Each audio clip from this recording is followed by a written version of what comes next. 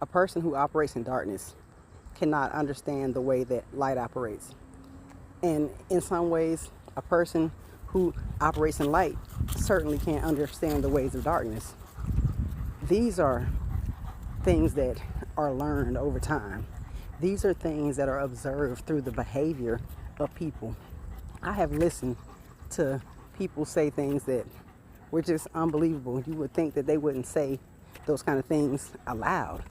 Like, I was engaged with someone, talking to somebody who was talking about how everybody is evil.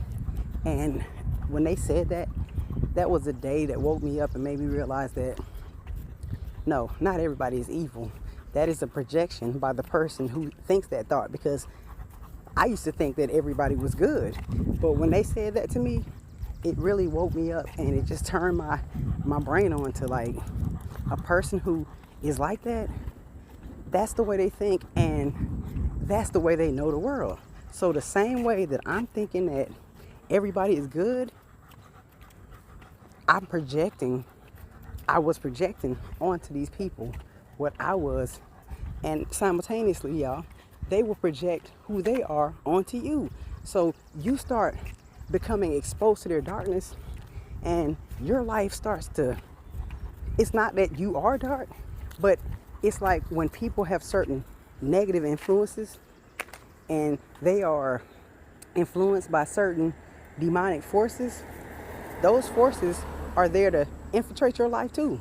They're there to try to pull you into the war. You're in a spiritual battle. They just want you on the wrong side. That's what the whole gist of it is, y'all.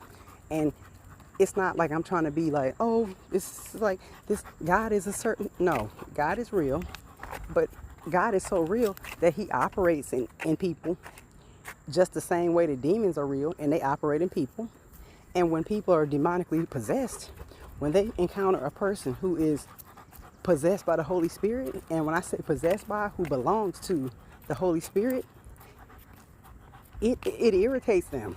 When they say your light irritates your demons, that's what it means. Like, you can't be a person that is surrounded by darkness when you're light and not know that the whole thing is to conquer you.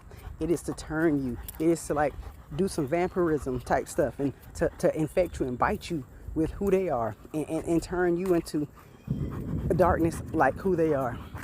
That's the only way that you can explain a person who is like that, and then that'll come into a person's life and just wreak chaos with no explanation. It's just who they are. There's no other way to put it. So I'm just saying that to say that we are all in the battle, and the battle is literally for your soul. And the soul is just there.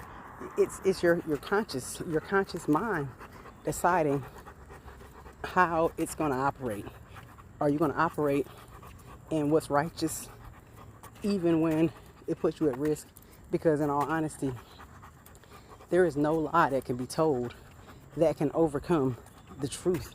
And when the truth comes out about these people, these situations, family members, jobs, whatever, when people when they reap what they have sown, when organizations reap what they have sown, because really an organization is just a group of people who have agreed on, the same type of thing.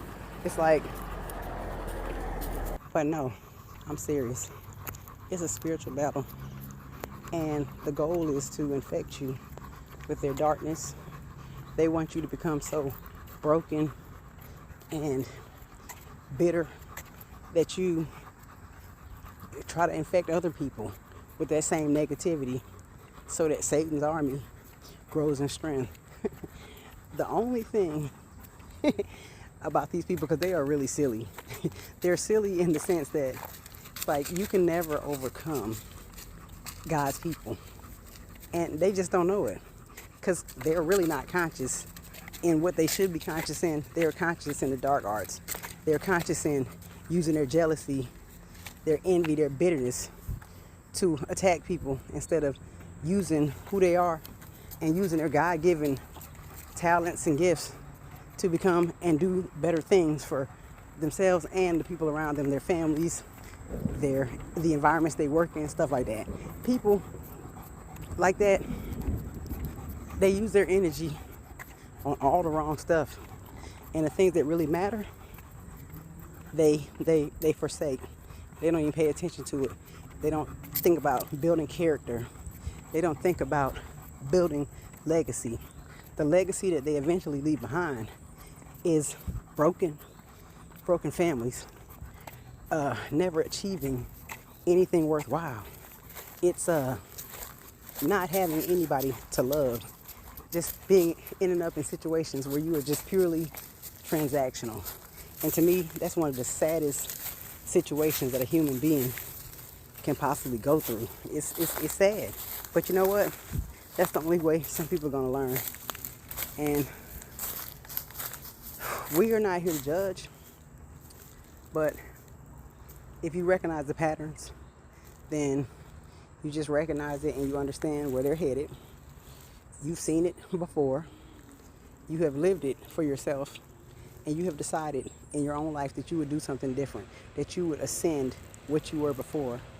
They won't die of themselves to become something greater than themselves. They refuse.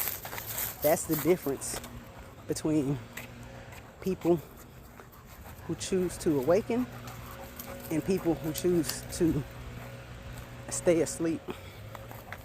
But that's all I got for y'all today.